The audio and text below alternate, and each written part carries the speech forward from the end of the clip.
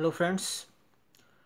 पिछले वीडियो में हमने ग्रामर ट्रांसलेशन मेथड को देखा था and in this video we will study direct method. सबसे पहले मैं आपको ये बता दूं कि ग्रामर ट्रांसलेशन मेथड में जहां मदर टंग पे फोकस होता था, इस वाले मेथड में जस्ट अपोजिट है। आप इसको कह सकते हैं कि यह ग्रामर ट्रांसलेशन मेथड का जस्ट अपोजिट है, उसी का रिफॉर्म्ड मेथड है। इसलिए इसको रिफॉर्म्ड मेथड भी कहते हैं और नेचुरल मेथड भी कहते हैं। यानी कि जो सब कुछ जो ग्रामर ट्रांसलेशन मेथड में था ये उसका अपोजिट है। जो उसकी मेरिट्स थी इसकी डीमेरिट्स हैं, और जो उसकी डीमेरिट्स थी वो इसकी कुछ मेरिट्स हैं। कुछ चीज़ें सेम हैं दोनों में। तो आइए शुरू करते हैं। सबसे पहले तो इसको नेचुरल मेथड या रिफॉर्म्ड मेथड भी कहते हैं। क्योंकि नेचुरल इसलिए क्योंकि ये नेचुरल तरीके से इंग्लिश सिखाता है, इंग्लिश को इंग्लिश के द्वारा ही सिखाता है। रिफॉर्म्ड मेथड यानी कि ये सुधार किया गया है, इसमें ग्रामर ट्रांसलेशन मेथड के बाद इसमें सुधार किया गया था। सबसे पहला पॉइंट यही है, अगेंस्ट ट्रांसलेशन मेथड। जो हमारा मेथड था ट्रांसलेशन का, ये उसके अगेंस्ट है, उसके खिलाफ है। Stress on each branch of learning, यह हर ब्रांच पे स्ट्रेस डालता है। ब्रांच कौन कौन सी? Reading, writing, speaking and listening. इन चारों पे ये स्ट्रेस डालता है। जबकि ग्रामर ट्रांसलेशन मेथड सिर्फ रीडिंग पे स्ट्रेस डालता था, लिसनिंग स्पीकिंग का उसमें कोई काम ही नहीं था। अगला है originated in France, principles from Germany. इस मेथड की खास बात यह है कि इसकी उत्पत्ति फ्रांस में हुई थी और इसके जो प्रिंसिपल्स हैं, सिद्धांत हैं, वो जर्मनी से आए थे। Not a method, conjunctive principal.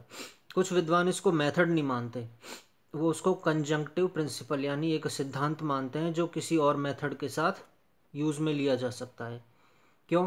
क्योंकि उनका मानना है कि सिर्फ इस मेथड से आप इंग्लिश नहीं सिखा सकते, वो बच्चों के लिए काफ़ी टफ हो जाएगा।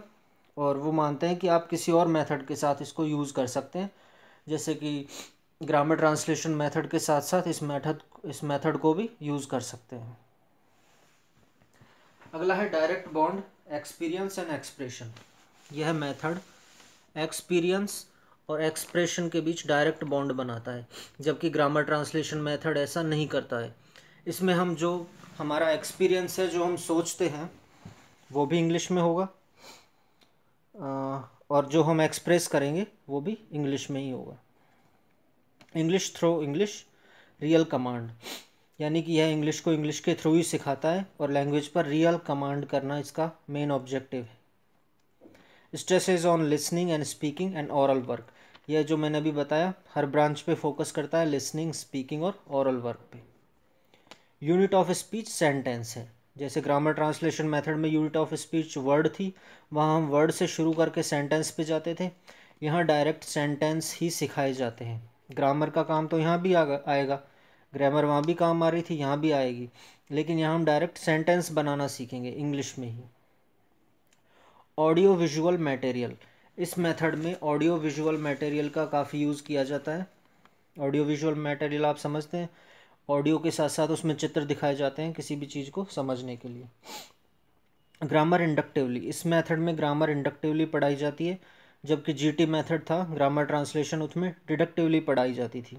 इसमें इंडक्टिवली पढ़ाई जाती है ताकि उसका हम यूज़ कर सकें, समझ सकें लैंग्वेज को। Depends on material association, pictures, models, diagram, situation.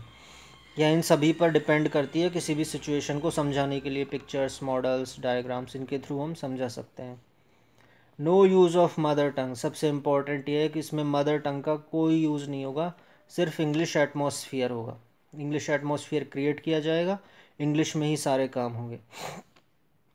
Vocab जो इसमें सिखाई जाती है वो सिलेक्शन और ग्रेडेशन से सिखाई जाती है।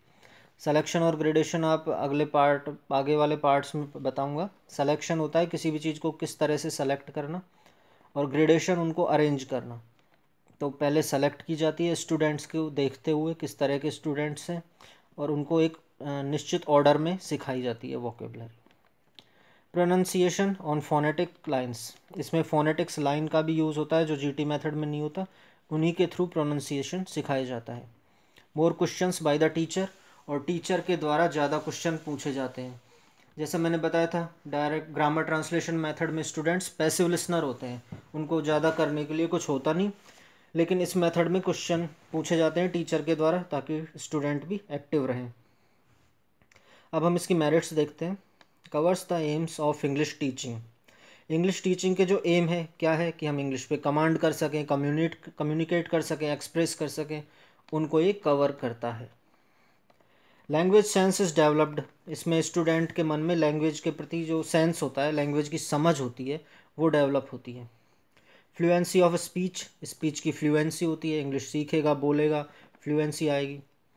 Quickest way to learn and expand vocab. Vocab को लर्न करना तो ठीक है, एक्सपेंड करना यानी उसका बाहरी वातावरण में, अन्य परिस्थितियों में यूज़ करना, उसका ये सबसे शॉर्ट तरीका है। यानी कि हम हिंदी में वोकैब सीखते हैं, उसमें हम यूज़ करना नहीं सीखते, लेकिन इस मेथड के द्वारा हम वोकैब को एक्सपेंड करना भी सीखते हैं, उसका बाहर यूज़ करना सीखते हैं। Alertness and activity both teacher and student, यानी कि इसमें टीचर और स्टूडेंट दोनों ही एक्टिव रहते हैं, अलर्ट रहते हैं। ग्रामर ट्रांसलेशन मेथड में स्टूडेंट पैसिव लिसनर होते थे, लेकिन इस मेथड में दोनों ही एक्टिव होंगे, टीचर भी काम करेगा, स्टूडेंट्स भी उसको फॉलो करके एक्सप्रेस करना सीखेंगे। इंटरेस्टिंग है ये मेथड, फुल ऑफ एक्टिविटीज़ है, क्योंकि इसमें मटेरियल एड्स का, ऑडियो विजुअल मेथड का यूज़ किया जाता है और स्टूडेंट्स भी एक्टिव होते हैं, इसलिए ये इंटरेस्टिंग हो जाता है स्टूडेंट्स के लिए। अगला है क्रैमिंग इज़ डिस्करेज्ड। जो जीटी मेथड में था रटना, किसी भी चीज़ को रट रहे थे वोकेबलरी को, वो यहाँ डिस्करेज किया जाता है और मेन फोकस रहता है अंडरस्टैंडिंग पर एंड यूजिंग पर। इम्प्रूवमेंट इन प्रोनाउंसिएशन, ऑब्वियस है, जब हम बोलेंगे तभी तो प्रोनाउंसिएशन इम्प्रूव होगा, तो इस मेथड में हम स्पीकिंग पे फोकस रहता है, तो improvement in pronunciation happens. Passive vocab को एक्टिव वोकैब में बनाया जाता है, यानी जो जीटी मेथड में हम वोकैब सीखते हैं, सिर्फ रटते हैं, उसका यूज़ करना नहीं सीखते, इस मेथड में ऐसा नहीं है। जो पैसिव वोकैब सीखी है उसको एक्टिव वोकैब में बनाया जाता है, उसका यूज़ करना सीखते हैं हम। अब हम इसकी डिमेरिट्स देख लेते हैं। Not a method a principle. P Gurrey and doctor West ये दोनों मानते हैं कि एक मेथड नहीं है, एक प्रिंसिपल है, जो मैंने आपको बताया था कि ये किसी मेथड के साथ ही यूज़ कर सकते हैं, डायरेक्ट पूरी तरह से इस पर डिपेंड नहीं रहा जा सकता। इग्नोर्स रीडिंग एंड राइटिंग, ये इसकी डीमेरिट्स हैं कि ये रीडिंग और राइटिंग को इग्नोर करता है, यानी कि इग्नोर उतना भी नहीं करता, लेकिन मेन फोकस इसका स्पीकिंग और लिसनिंग पे रहता है, इसलिए ये बाद में आते हैं, पिछड़ जाते हैं उनकी तुलना में। कांट टीच एवरी वर्ड, जैसे ये मेरिट थी ग्रामर ट्रांसलेशन मेथड की, यहाँ इसमें डीमेरिट में आ गया कि can't teach every word, her word को हम इंग्लिश में नहीं समझा सकते, जो मैंने पिछले वीडियो में आपको एक्सप्लेन किया था कैसे नहीं समझा सकते। एक बात और, आप ये वीडियो देख रहे हैं, लेकिन इस मेथड को समझने के लिए आपको पहले ग्रामर ट्रांसलेशन मेथड समझना होगा, तो अगर आपने वो वीडियो नहीं देखा है तो I request you to go back and watch that video and subscribe my channel.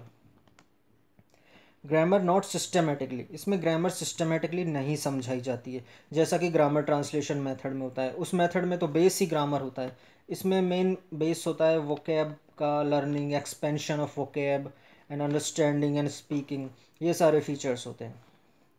Lengthy and time taking, ये इसकी सबसे बड़ी डीमेरिट मान सकते हैं आप, लेंदी एंड टाइम टेकिंग, क्योंकि इसमें क्या होता है, हर स्टूडेंट पे फोकस करना होता है, एक साथ पूरी क्लास बोल नहीं सकती, आप एक साथ पूरी क्लास को सुन नहीं सकते, एक एक स्टूडेंट पे इंडिविजुअली अटेंशन देना होता है, तो ये लेंदी और टाइम टेकिंग हो जाता है। वर्ड मीनिंग और एक्सपीरियंस, इसमें क्या होता है, वर्ड मीनिंग को कई बार स्टूडेंट अपने एक्सपीरियंस से एसोसिएट नहीं कर पाते, वो नहीं समझ पाते कि इसको मीनिंग को हम कैसे यूज़ करें डेली लाइफ में। Requires aids, schools are not financially sound, इसमें क्या होता है, बहुत ज़्यादा मटेरियल एड्स का यूज़ ज़रूरत होती है उनकी, पर हमारे स्कूल्स, सरकारी स्कूल्स या कुछ प्राइवेट स्कूल्स भी इतने अच्छे नहीं होते कि जो इन सारे एड्स को यूज़ कर सकें। Teachers meaning and students meaning are not equal, कई बार क्या होता है, टीचर कुछ और समझाना चाह रहा होता है और स्टूडेंट्स चूँकि इस लैंग्वेज में मास्टर नहीं होते, उनकी उतनी पकड़ नहीं होती, हो सकता है वो कई बार कुछ गलत मीनिंग समझ लें, तो उससे फ़र्क पड़ जाता है। Oral is not for all, यह मेथड सभी के लिए नहीं होता ओरल मेथड, क्योंकि क्लास में क्या है, सभी तरह के स्टूडेंट्स होते हैं, कुछ अच्छी पकड़ वाले होते हैं, but all are not the same, तो ये मेथड कई लोगों के लिए, कई स्टूडेंट्स के लिए नुकसानदायक भी हो जाता है, क्योंकि वो ज़्यादा पिछड़ते जाते हैं, तो नुकसानदायक हो जाता है उनके लिए। एक्सपेंसिव है, जो बताया था अभी, ऑडियो विजुअल एड्स चाहिए होते हैं और जो महंगे होते हैं, इसलिए ये डिमेरिट है इसकी एक। इनकम्पिटेंट टीचर्स, हमारे जो टीचर्स हैं वो भी इतने निपुण नहीं होते, इतने कुशल नहीं होते इन सारे मेथड्स को पढ़ाने में। उनकी भी वही आदत होती है, जैसा वो खुद पढ़ के स्कूल में आए हैं, कि वही हिंदी से इंग्लिश पढ़ानी है, ग्रामर को यूज़ करना है, ट्रांसलेशन करवाना है। तो ये भी एक डिमेरिट है इसकी। Not for over crowded classes, जैसा कि ऊपर बताया लेंदी टाइम टेकिंग होता है, तो वही बात यहाँ पर है कि क्लास ज़्यादा बड़ी है, ज़्यादा भीड़ है, उसमें स्टूडेंट्स ज़्यादा हैं, तो हर एक पे ध्यान देना पॉसिबल नहीं होता, तो ये मेथड वहाँ काम में नहीं आता। Doesn't start thinking in English, इस मेथड से क्या होता है, आप इंग्लिश में थिंक करना स्टार्ट नहीं कर सकते, सोचना स्टार्ट नहीं करते। आप हो सकता है बोल लेंगे इंग्लिश में, एक्सप्रेस कर लेंगे, लेकिन सोचेंगे आप पहले मदर टंग में, फिर उसको ट्रांसलेट करेंगे इंग्लिश में, जैसा कि जनरली लोग करते हैं, और इसलिए ये सोचने में हेल्प नहीं करती। और इग्नोर्स ट्रांसलेशन, ये क्वालिटी थी ग्रामर ट्रांसलेशन मेथड की, आर्ट ऑफ ट्रांसलेशन की, वो ट्रांसलेशन सिखाती थी, लेकिन इसकी खराबी है कि यह ट्रांसलेशन को इग्नोर करती है। कई चीज़ें आपको आती है, सिर्फ इंग्लिश में ही सीखोगे, उनको आप हिंदी में ट्रांसलेट ही नहीं कर पाओगे, तो ये इस मेथड की डीमेरिट्स हैं। तो फ्रेंड्स, ये था डायरेक्ट मेथड। अब हमने दो मेथड्स कर लिए हैं, ग्रामर ट्रांसलेशन मेथड और डायरेक्ट मेथड। दोनों को, इन मेथड्स की खास बात यह है कि ये लगेंगे सारे आपको एक जैसे, पर आप इनको कंपेयर करते हुए पढ़ेंगे तभी ठीक से समझ पाएंगे, और इसलिए मैं दोनों मेथड्स को कंपेयर करके पढ़ाया है आज। आई होप आपको ये वीडियो अच्छा लगा हो और ये दोनों मेथड समझ में आ गए हों। अगर आपने पिछला मेथड नहीं देखा है तो प्लीज़ गो बैक, और thank you, subscribe my channel, bye bye.